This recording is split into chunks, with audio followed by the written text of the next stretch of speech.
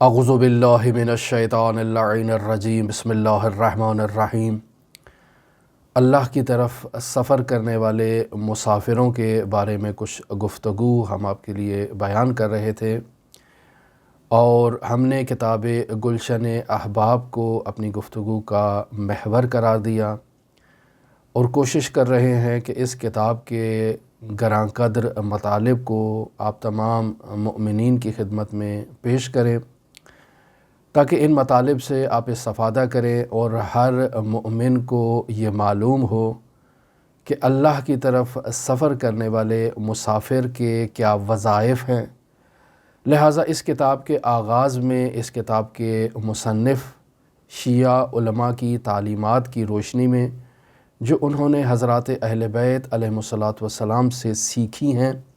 ان تعلیمات کی روشنی میں اللہ کی طرف سفر کرنے والے مسافروں کو، سالکوں کو نصیحتیں فرما رہے ہیں۔ ہم نے آپ کی خدمت میں جو اب تک 3 نصیحتیں پہلے بیان کی، آج چوتھی نصیحت اس سلسلے میں جو بیان کریں تو در واقع یہ نصیحت کا لب مطلب یہ ہے کہ اللہ کی طرف سفر کرنے والا مسافر جب اس سفر میں دوسرے مسافروں کی طرف نظر ڈالتا ہے، ان کی طرف دیکھتا ہے، تو چھوٹے کو بڑے پر، کالے کو سفید پر، امیر کو غریب پر کوئی فوقیت اس میں حاصل نہیں ہے،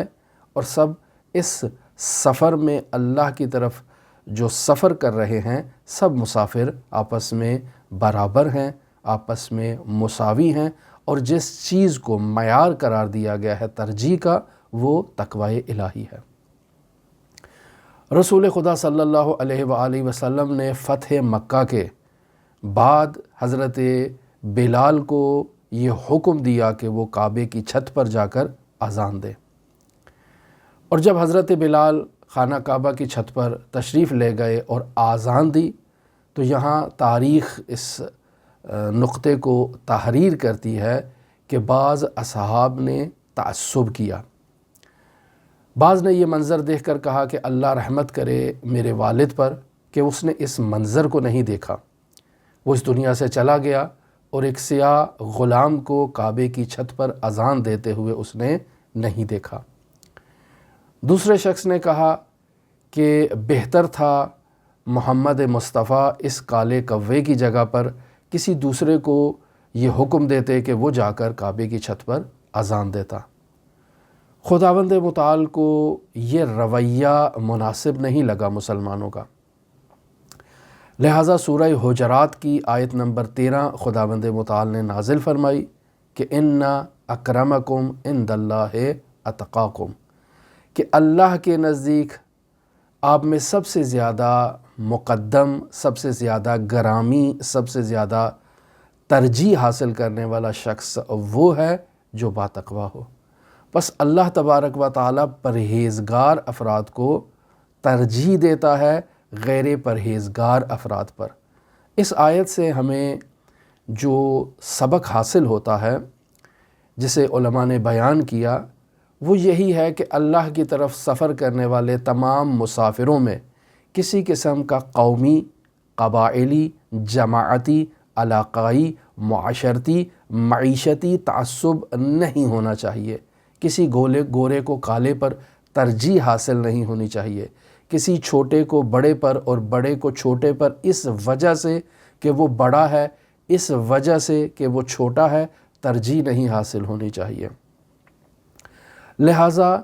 اس آیت کو محور قرار دیتے ہوئے شیعہ علماء جب سالکان اللہ کو نصیحت فرماتے ہیں تو وہ یہ فرماتے ہیں کہ اس سفر کے مسافر کو دوسرے مسافروں کی طرف جب وہ نظر ڈالتا ہے تو اپنے دوستوں میں ایک دوست کو دوسرے دوست پر ترجیح کا معیار قومیت، قبائلیت، معاشرتی سٹیٹس، چھوٹا بڑا ہونا یا رنگ کا فرق جو ہے وہ اللہ تبارک و تعالیٰ کی بارگاہ میں قابل قبول نہیں ہے۔ لہٰذا اس کا ثمرہ اور اس کا فائدہ ہم دیکھتے ہیں کہ جہاں مساجد ہیں، جہاں مجالس عزا منعقد ہوتی ہیں، جہاں عزاداریاں ہوتی ہیں، جہاں امام بارگاہیں ہیں، وہاں بسا اوقات یہ چیز دیکھنے میں نظر آتی ہے کہ وہ افراد کہ جو غریب ہیں انہیں اہمیت نہیں دی جاتی، وہ افراد جو سن میں چھوٹے ہیں انہیں اہمیت نہیں دی جاتی، یا بسا اوقات وہ افراد جو سن میں چھوٹے ہیں وہ اپنے بڑوں کو اہمیت نہیں دیتے۔ یہ تمام معیارات اسلامی تعلیمات میں مذموم ہیں، اور تمام وہ افراد جو اللہ تبارک و تعالیٰ کی جانب سفر کر رہے ہیں وہ ایک تسبیح کے دانوں کی حیثیت رکھتے ہیں اور آپس میں سب مساوی ہیں، اور اگر کسی ایک کو دوسرے پر ترجیح دینا ہے تو اس کے لیے معیار کیا ہے؟ تقوی الہی ہے۔ لیکن اس نقطے کی طرف توجہ ہونی چاہیے کہ اللہ کی طرف سفر کرنے والے تمام مسافر معصوم نہیں ہیں۔ یقینی بات ہے کہ افراد میں غلطیاں، خامیاں، کوتاہیاں موجود ہیں، اور ان غلطیوں کی وجہ سے ہمیں ان افراد کو غلطی کی وجہ سے جو ہے وہ نظر انداز نہیں کرنا چاہیے، یا غلطی کی وجہ سے کسی کو زیادہ مقام نہیں دینا چاہیے، بلکہ اس کا وہ عمل جو غلط ہے وہ غلط عمل حجت نہیں ہے۔ کیوں؟ چونکہ یہ شخص معصوم تو نہیں ہے، اللہ کی طرف سفر کرنے والا ایک مسافر ہے، تمام افراد کی طرح یہ بھی معصوم نہیں ہے، کوشش کر رہا ہے، جد و جہد کر رہا ہے، اس کی یہ کوشش، اس کی یہ جد و جہد اللہ کی بارگاہ میں مقبول ہے، خلوص اس کا اللہ کی بارگاہ میں مقبول ہے۔ وہ جو غلط فعل اس نے انجام دیا ہے وہ غلط فعل حجت نہیں ہے، اس غلط فعل کی اصلاح ہونی چاہیے۔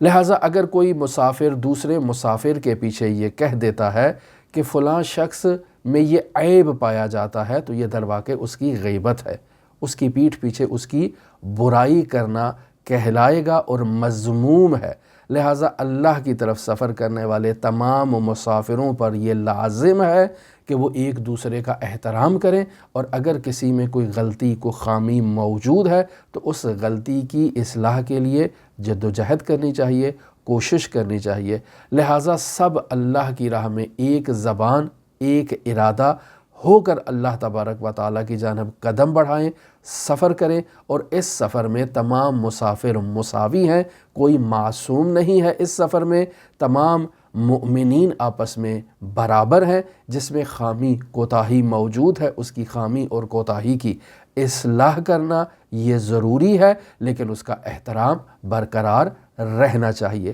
کسی مومن کے پیٹھ پیچھے اس کی برائی نہیں کرنی چاہیے۔ لہٰذا غلط عمل کی اصلاح کرنا، غلط عمل پر تذکر دینا، امر بالمعروف کی شرائط کے مطابق اس کو تذکر دیا جانا چاہیے، لیکن کسی کی پیٹھ پیچھے اس کی برائی کرنا غیبت کہلائے گا اور یہ عمل مذموم ہے۔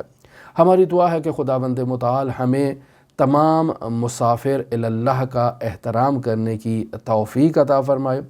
ہماری دعا ہے کہ خداوند متعال ہم سب کو اللہ تبارک و تعالیٰ کی جانب سفر کرنے میں ہمارے ارادے میں جدیت قرار دے، ہمارے ارادے میں خداوند متعال پختگی قرار دے، اور ہم پختہ ارادے، پختہ نیت، پختہ